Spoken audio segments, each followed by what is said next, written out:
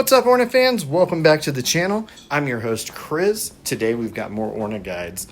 Hey guys, I know it's been a while, but I promise you the content's going to be worth it. Been coming up with some different ideas. Today we're going to actually jump in and we're going to introduce a Celestial class to you today. As many of you know, I've done a Summoner video in the past that's some early tier 10, so this would be more of your mid to late term. This one's kind of exciting for me.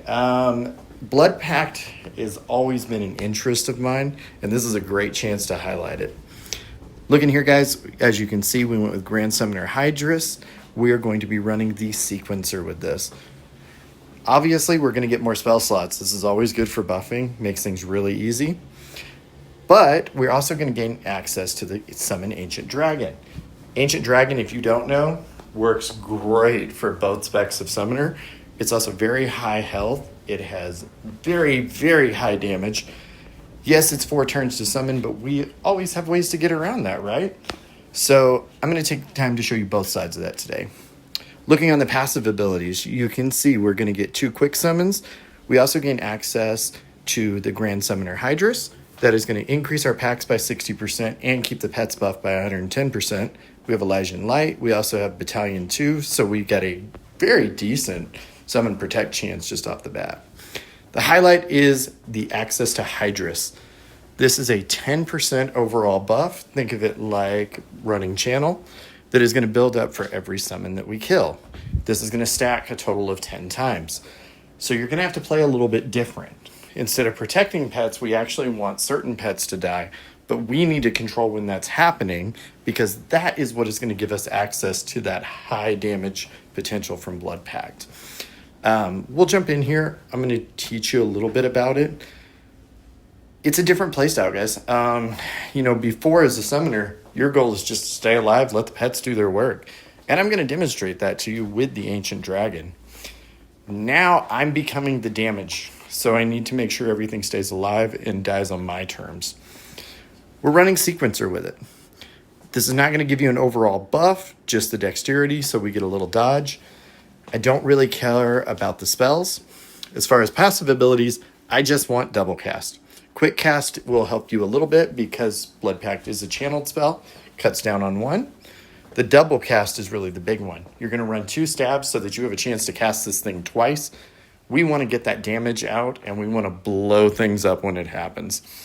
If you've ever played with Blood Spec before this, you're in for a treat because the damage is actually quite nice.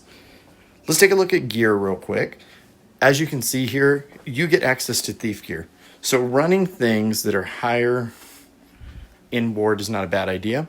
In this case, I'm going to pick the Demon Forged Arisen because I have access to more pack damage. It's an extra 40%. I'll take it. As far as the gear goes, we're going to use the Fae Summoner Cuirass and we're going to run the leggings of Stormfae. They're just high in ward, they're high in defense, so I'm going to stay alive a little longer.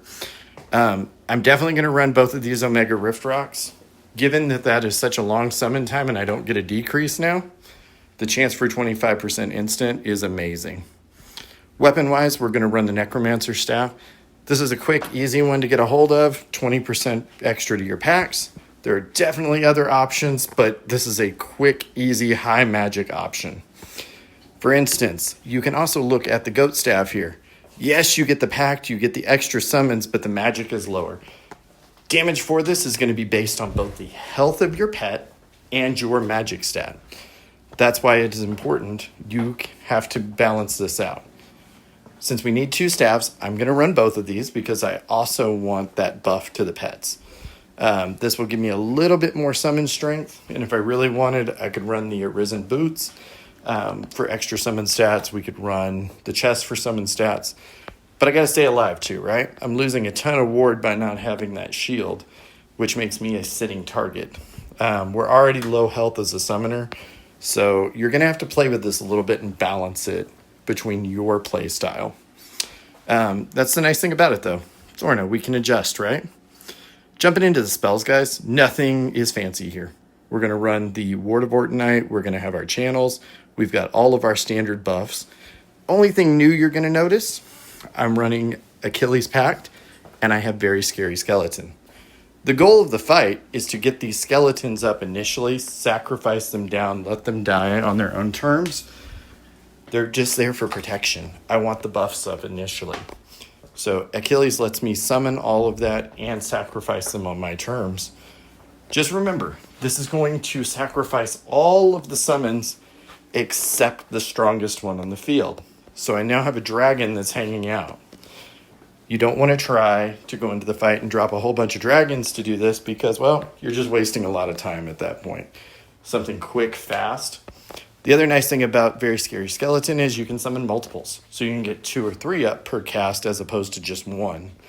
But single turn Spirit Garms, things like that, always an option for this. You can run Realm Shift.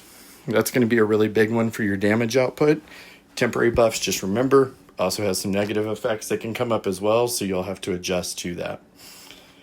Our big boy here is Blood Pact. We're going to take a closer look at that in just a minute. Just know it's going to go fast. Once those pets are down, you're a sitting target again. So you're going to have to base when to kill everything.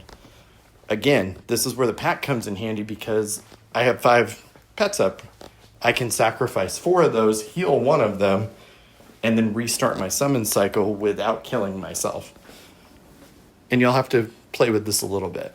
Just gives you that chance for protection. Maybe you'll survive a little bit longer, but it's definitely a dangerous moment when those pets go down. As you can see here, guys, Blood Pact, we are going to require 2 turns. It's based on the health of your summons. More summon stats, stronger summons. You also need to have up 5 of them. This does not do any good to cast with 1. 5 is where it's going to draw all of the power from to do all of the damage. So we'll look into that some more. This spell can crit. Make sure you have Worm Song up and you're golden. As you can see here on the stats, guys, my ward is definitely going to take a hit. I have more health, more defense than your average summoner. But it's still going to be a dangerous game to play. I do have a very low critical on this one, and that's something I want to address in the future, but it's helpful. All right, guys, we're going to jump right in here. Let me find you a lovely summon from the pile here, and we will see which fine critter we need to do. Here's a lovely one. Let's jump right into the Begilded Apollon. As you can see, tons of health. He has a weakness. It's not going to matter to this one. The big thing is I want to give you a good, honest answer to this. Starting up the fight, here we go. You'll see me go in. We're going to get our Ortonite up right off the bat, start summoning skeletons. As you can see, he's targeting them for me, and I'm using Achilles to help break those down when I want to. We're going to keep doing this until the buff is up to 100%. We're good to go. At that point, you will see me kind of change over. I'm going to start summoning up dragons and getting buff stuff at the same time. You know, the dragons are always important. I summoned this one right here just to kind of give you an idea. So I wasted time doing that so that I could use Achilles and get my buffs up. And I was hoping this guy was going to kind of take out some of those skeletons while we were waiting. But his targeting system wasn't working in my favor here. So we just kind of let things go as we're going here. A little bit slower, but I know my buffs are ready. I'm well warded, so I can get all my damage up when I need to. It's pretty straightforward at that point. Once you get everything going, buffs on, we're going to throw up a channel. In my case, I'm going to throw up, sometimes a discordant elixir just for the extra critical. And then we're going to go into spam fight. You're going to get 5 chances at this, just the way it's going to take their health down. And you can see here, 1.7 mil. We're going to go again, 1.7 mil. I'm not really getting any crits on this, and I'm not getting my double cast yet. But you can see this damage stacks up really quick. This is the dangerous part. You've now taken out your pets, so I left up 2 of them. That way I still have a shield to protect me while I'm getting reset to do this again. Like I said, it's more involved play style, especially than trying to run a Summoner Errata Pact. but it's definitely worth it. You can do so much with this ancient dragon and that dragon blight, and even as a non-pet focused summoner here, they're doing decent damage. So I'm not having any problems whatsoever with that. All right, guys, here comes the finale as we take this big boy down. You'll notice I'm still standing, and I'm quite happy about the outcome. Let's take another look. This is just another enemy, same kind of lineup. We're going to go through our buffs. I just wanted to give you a different view on a tier 9. As you can see, damage is not going to be a problem, but let's take a look here, and I hope y'all enjoy this fight.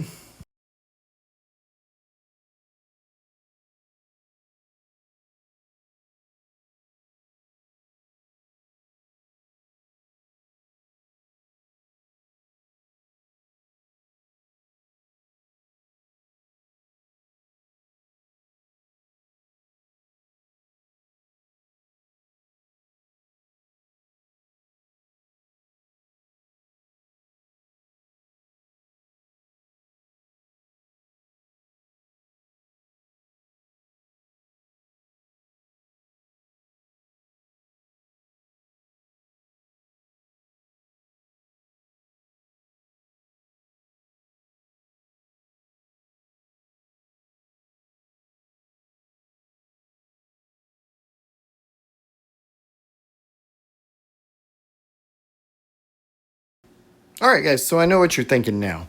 That was easy. That was really boring. How do we make that more fun? Well, let's try without the hydras spec, and let's see what Blood Pact does with this. Obviously, the pets are stronger. They have more health. I should be able to do more damage, right? Let's find out.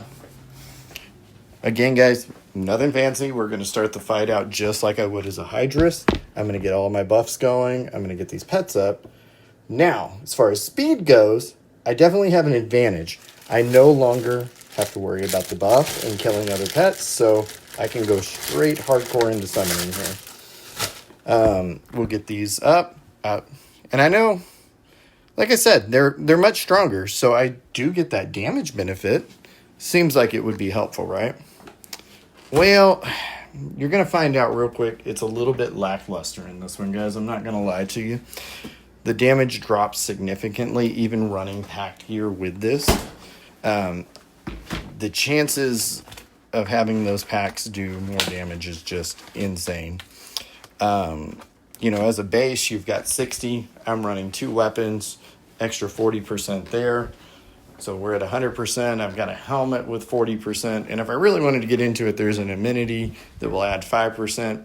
And if you're lucky, another chance for a double cast. So you can see where that's a big difference on the hydras part.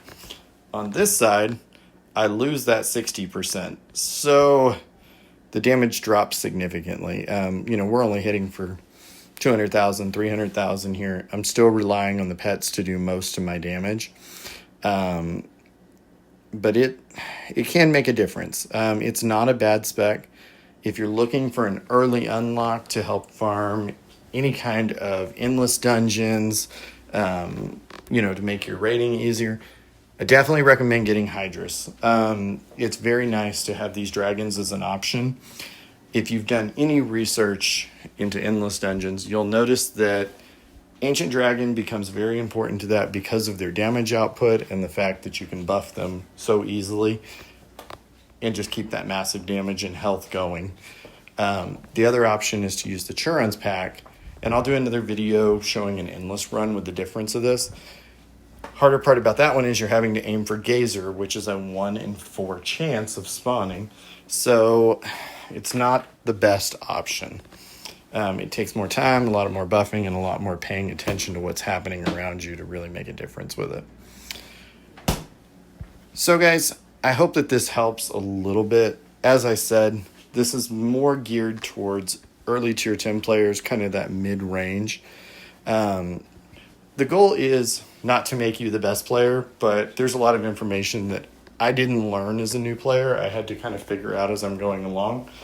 Let's face it, we're all kind of tribal. There's some great posts to get you started, but most of them are pretty old, out of date now. So knowing some of the new gear and just kind of how to focus yourself is probably a big idea to get new players to move on to this point.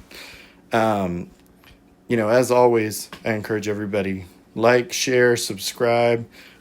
Let's keep things moving, and I'll keep more great content rolling as best I can. This is really a lot of fun for me, guys. I hope that y'all are enjoying these, and I hope that they are helping somebody in the long run.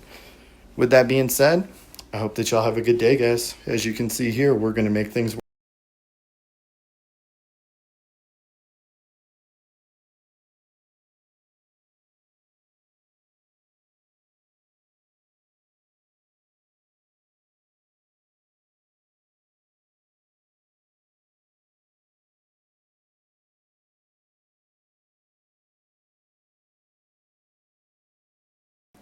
All right, guys. Thanks again for watching. Please leave a like, share, leave a comment if you have any questions or concerns. I'll see you next time on the channel, and we'll have some more fun content.